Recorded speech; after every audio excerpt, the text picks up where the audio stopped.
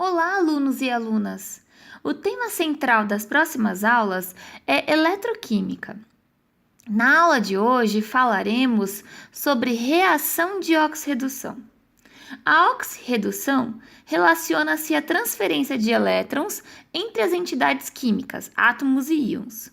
Essas reações possuem grande importância para a química, como, por exemplo, o funcionamento das pilhas, a obtenção de joias banhadas a ouro, a proteção de metais contra a corrosão, são explicados por esse fenômeno. As reações químicas que ocorrem com perda de elétrons caracterizam os processos de oxidação. Então, a oxidação é a perda de elétrons. E os processos com ganho de elétrons caracterizam a redução. Redução, ganho de elétrons. Atente para o fato de que a oxidação e a redução são fenômenos simultâneos, interdependentes, ou seja, ocorrem ao mesmo tempo. Um não pode acontecer sem o outro. Portanto, conclui-se que, se um átomo recebe elétron, é porque outro cede elétron. Logo, se há oxidação, com certeza ocorreu a redução. Não é por acaso que se utilizam as expressões redox ou oxirredução. Nesses processos, o número de elétrons cedidos é sempre igual ao número de elétrons recebidos. Explicando melhor esse fenômeno, temos aqui um exemplo. O magnésio, que pertence ao grupo 2 da tabela periódica e possui 2 elétrons na camada de valência, tem tendência a doar 2 elétrons para adquirir a configuração eletrônica mais estável, segundo a teoria do octeto. Observa-se então que o magnésio sofreu oxidação, ou seja, reagiu com o oxigênio, e ao fazê-lo, perdeu elétrons. O termo oxidação foi inicialmente utilizado para indicar a reação com o oxigênio. Como o oxigênio tem alta eletroafinidade e forma óxidos com muitos elementos químicos, associou-se o termo oxidação à perda de elétrons, como vimos no slide anterior. Esse processo recebeu uma complementação. E quando uma espécie química recebe elétrons, fala-se que ela sofreu redução. Então, nesse caso, o magnésio, sofrendo oxidação, perdeu 2 elétrons, que é o que está sendo demonstrado aqui pela imagem. E o oxigênio, sofrendo redução, ganhou 2 elétrons. O oxigênio ganhou esses 2 elétrons que foram cedidos pelo magnésio. E assim, os dois ficaram estáveis. Magnésio 2+, e oxigênio 2-. Ei, curte aí o vídeo! Nesta tela, vamos ver as semi-reações de oxidação e redução. Semi-reações são cada uma das duas partes em que teoricamente se pode dividir ou decompor uma reação química. No caso da reação com cobre, que é essa primeira semi-reação aqui, temos cobre metálico com NOx 0, perdendo 2 elétrons, perde 2 elétrons. Quando perde 2 elétrons, então aqui os 2 elétrons estão sendo representados, eles aparecem no produto. Isso demonstra que ele está perdendo elétrons. E passando a cobre 2+. Então, o cobre metálico, cobre 0, passa a cobre 2+. Cobre 0, passa a cobre 2+. Esse processo de perda de elétrons é caracterizado como oxidação. Portanto, há um aumento no NOx. Aumento do NOx.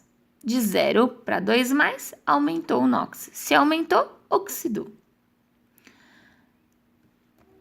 Semi-reação em que ocorre perda de elétrons é denominada reação de oxidação.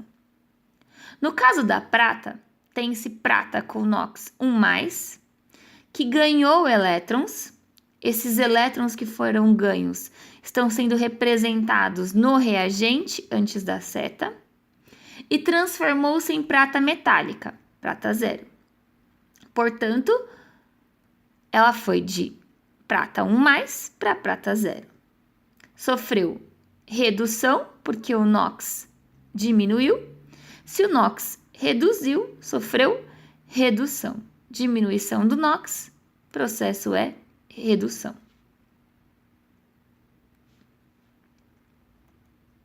Semi-reação em que ocorre ganho de elétrons é denominada reação de redução. Somando as duas semi-reações, encontra-se a equação global, que está sendo representada a seguir. Nessa reação, há transferência de elétrons, conforme já vimos nas semi-reações. A prata sofre redução e o cobre a oxidação. A prata sofre redução, porque tem diminuição do NOx, foi de 1 para 0. E o cobre sofre oxidação, porque houve aumento do NOx, foi de 0 para 2 Um conceito novo é o termo agente oxidante e agente redutor. No caso dessa reação, a prata que sofre a redução é o agente oxidante. Então, esse prata 1+, ele é o agente oxidante ou simplesmente oxidante. Essa espécie recebe elétrons do cobre e provoca uma oxidação.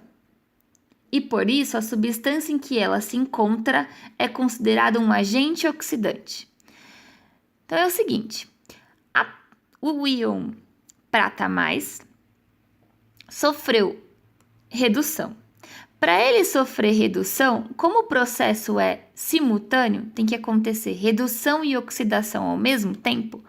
Quando a prata sofre redução, ela obriga o cobre a oxidar. Então, ela se torna um agente oxidante ou simplesmente oxidante.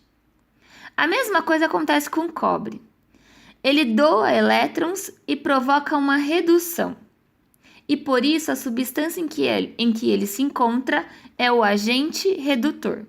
Agente redutor é aquele que força o outro a reduzir.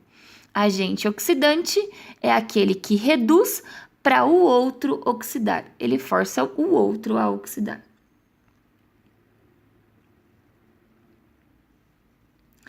Nesse caso, eu já apresentei o NOx das espécies que nos interessa. A gente tem o nitrogênio, que ganhou elétrons, logo sofreu redução. Então, o nitrogênio ele foi de NOx +5 para NOx +4. Então, ele sofreu redução, houve uma diminuição do NOx. O iodo perdeu elétrons, logo sofreu oxidação. Então, o iodo ele foi de 0 para +5, NOx +5 final. Então, ele sofreu oxidação, porque o NOx aumentou. Se aumentou, oxidou.